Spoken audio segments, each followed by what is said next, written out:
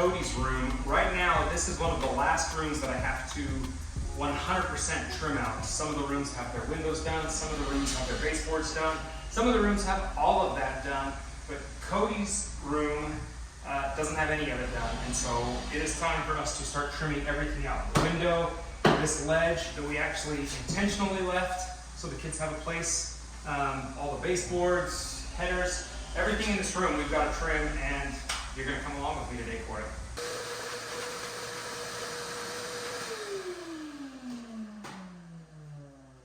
Alright, first thing we got to do is trim this window, and to do that we need to build the sill first, which is backwards from how I've ever done windows.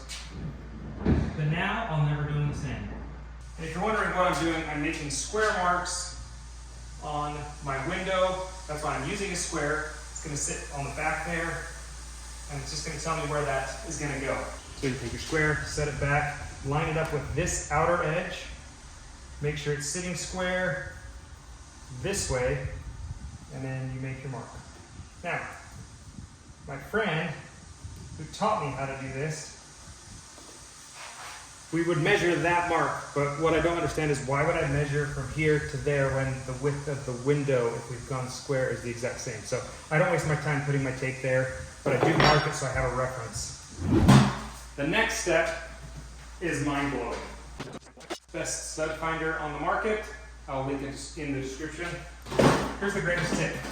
Go buy a thing of shims, cut them all to roughly 3.5 to 4 inches length. That's all you need right there. Then you're going to take your shims and shim this window. Now we're not shimming this window to adjust the window. What I'm doing is taking and filling this gap between the framing and the window itself.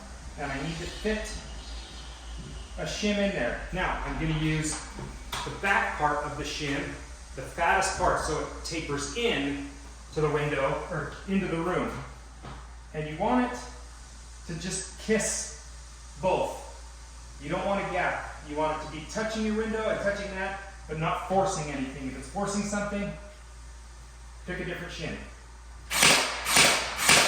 Then you make a line so you know where that shim's at later on. Work your way around, 1, 2, and 3 for each side, and maybe 1 or 2 for the top. And you can stack shims, but you don't want to be square. You want it to get skinny coming into the room, because then we can fluctuate this jam leg, and I'll show you that. This one, that's perfect. There's no gap, we're good. I'd like it to get a little bit lower, but if I go too low, I'm in my flashing, which isn't a problem, but it makes that shim not fit right. So I'll just keep it there. Pin nail it, mark it, and keep going.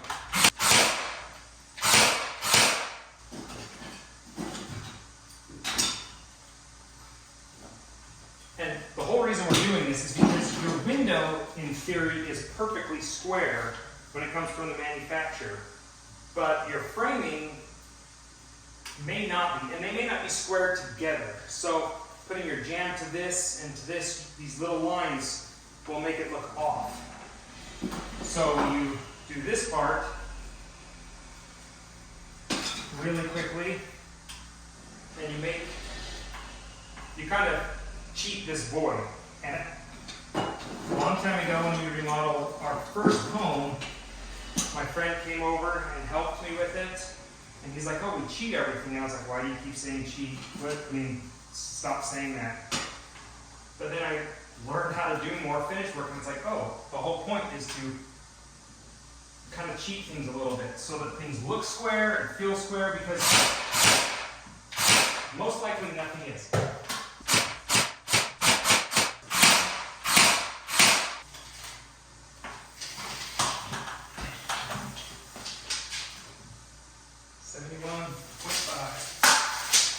Now to get our casements that we're going to do, we got to add 7 inches, so we go 78 and 1/2. I don't know if this is much of a pro tip, but grab something before you go to your saw and write them down so that you remember all your dimensions you just took. I know my overall width is 78.5 inches, and then I know that I need to rip that board down to 5 7/8 inch to fit that. So now we can go to the saw.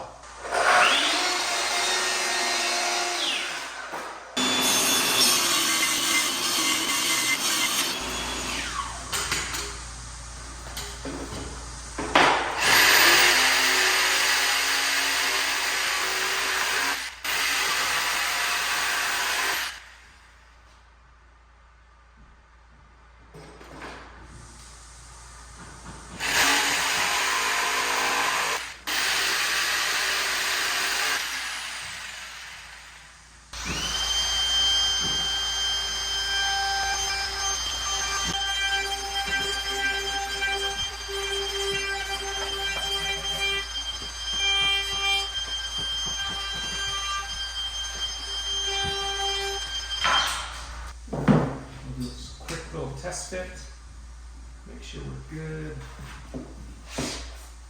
How's that? Oh, man. Oh, I see. Glue. Glue. Glue. And glue the back corners. Glue along this. This is the only part of the window sill or window trim out that I glue.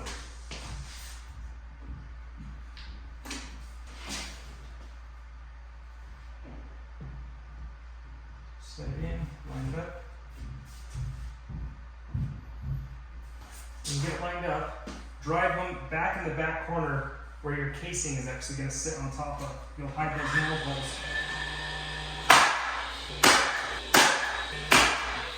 Once again, grab your square, set it on top. You see I'm not going for level necessarily. I just want to go to square with this window because the window is what we're working on. Go square with the window, and then we can shim that.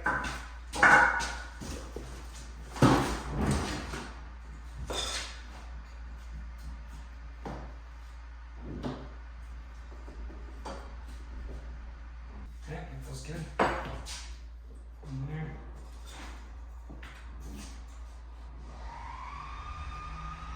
Make sure that sits nice. There we go.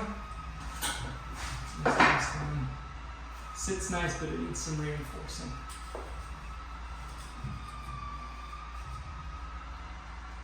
Drive the nail there.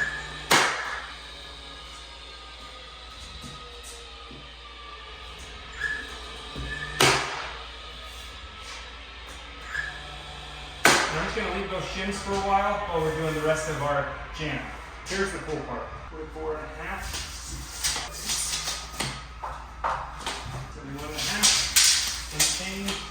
So we know our heights on both sides, we know our width on the window. Now we need to know our depth because our jam is going to come flush with this. 4.5. So 4 and 9/16 should actually work everywhere. Now I've got all my dimensions. Let's go to the saw.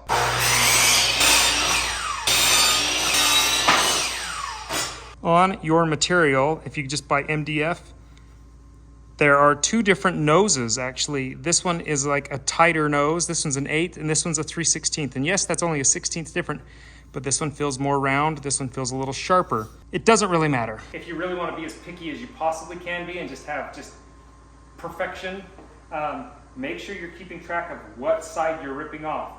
I want to rip off all the sharp corners. I want these eased corners. They just feel nicer, feel a little more friendly, less prone to chipping, I think. So I want to make sure I'm ripping off the same. If you don't, it really doesn't matter. Not many people will see it. Almost nobody will see it. It's something I just do because I like doing that. And I was taught it.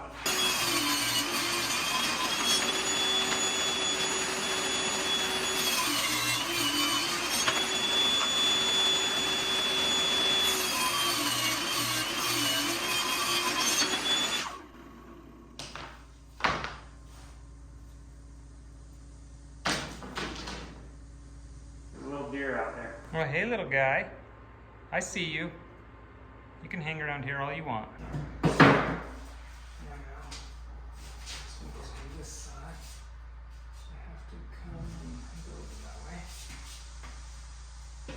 Because we took this step, earlier, we can do this step with no problem.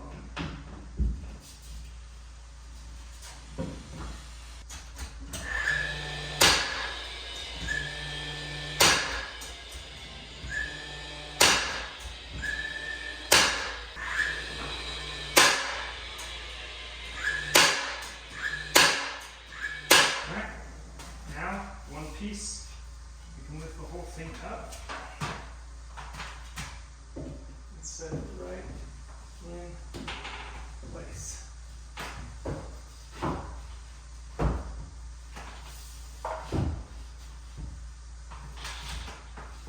Cool as that? I mean, that's pretty slick. Now we can just nail this guy in place, and you're going to nail where your shims sit, which is why we mark them. And you only nail it in the back.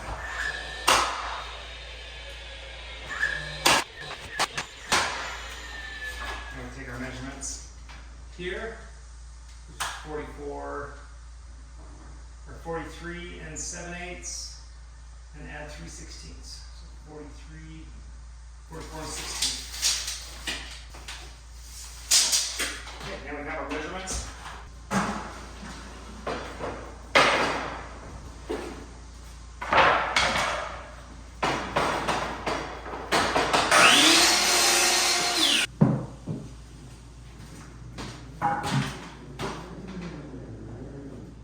Before, I used to just nail it straight into the wall and it would just hold there or whatever.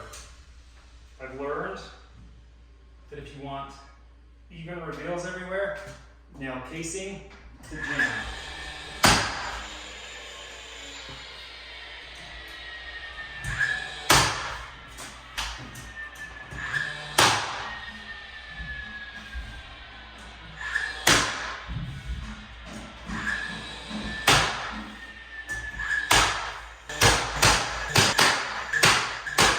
Pieces left. We have our header. So now I'm just going to take a measurement from the outside edge to this outside edge, 77.5. Let's see. But I need to add a 1/2 inch on each side, so I need to add an inch. So we're going to go 78 and 1/2. And you can put the reveal to be whatever you want. I like 1/2 inch on this house. It's just kind of what I've changed everything to. In our old home, I did an inch. In the meth house, I did 1.5 inches. So it just is whatever you really want the look to be. I like the smaller sight lines on this one because our crown in the upstairs, it's a little more decorative and it only goes over a 1/2 inch. So I wanted to kind of mimic that down here, but different casing and molding for a kind of more kid look. 78.5 coming up. Pass this workstation.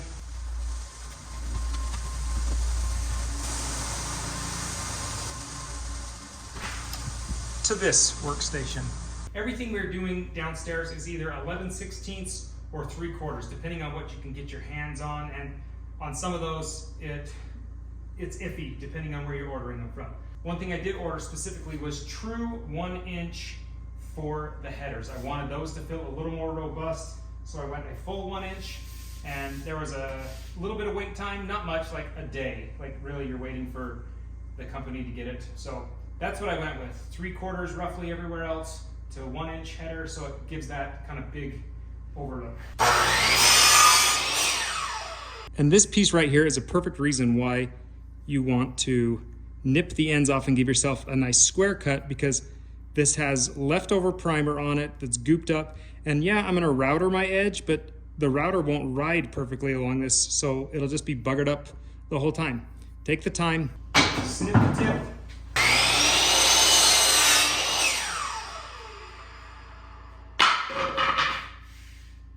Now we go from the other workstation.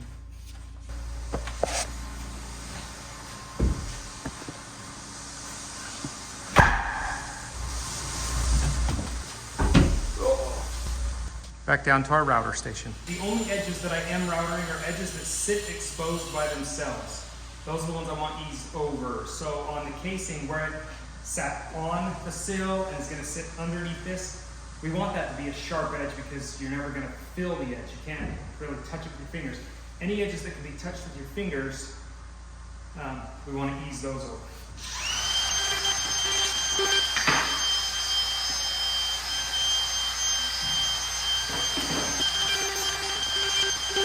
And save myself some trouble, because I know my reveal is going to be a 1/2 inch. I'm going to put a couple markers on here at a 1/2 inch, so it's easier to visually line up.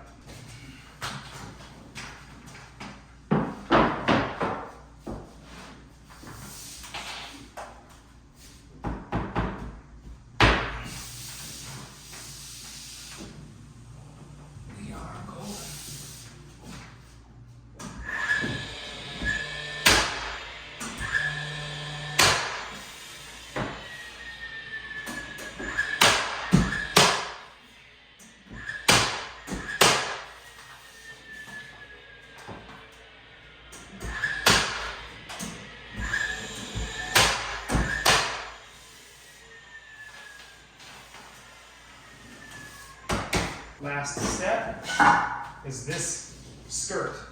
So now that these are all nailed in, set in, this has had a chance to dry sort of. I just nip these off.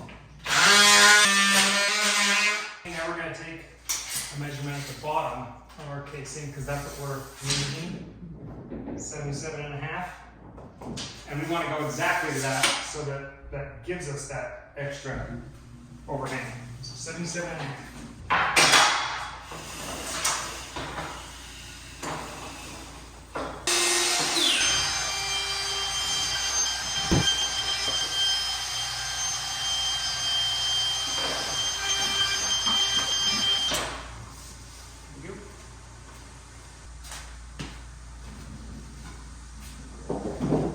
I'll be honest, this is the hardest piece to put in because it's very difficult to visually see if you're lined up everywhere without two people, and you need it to be sitting tight to both.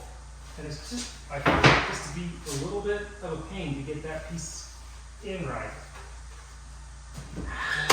Not impossible, but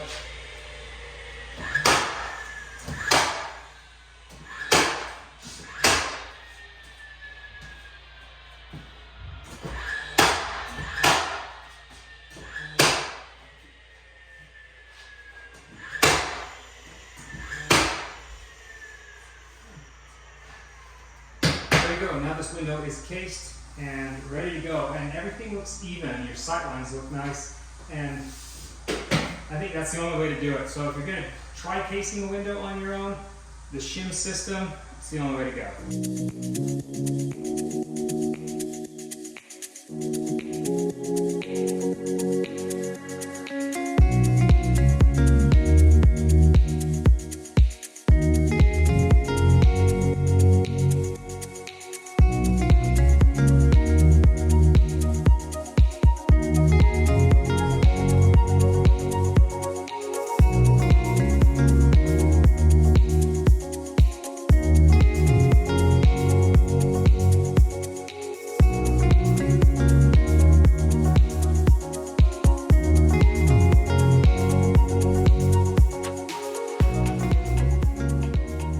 guys. This room is completely trimmed out. Baseboard's all the way done, header's done, casing done. This closet is actually complete now, and so are the baseboards. And if you're looking at the baseboards and wondering, Joel, why is there a gap on the bottom? It's to account for your carpet and pad. That way it allows it to kind of get underneath there a little bit better. It'll give it a tighter look, and it helps seal it. So you keep them up just a little bit. I've gone with 3/8. You could probably go more, but I based it off of the carpet we're choosing, which is a lower profile carpet. So that's something to keep in mind if you have the option. If not, when in doubt, go lower. You'll be all right either way. Guys, if you liked today's video, give it a thumbs up. If you're new to the channel, subscribe. And if you don't want to miss out on any other work we are doing on this house, hit that notification bell, and we'll see you guys next time. Bye, guys.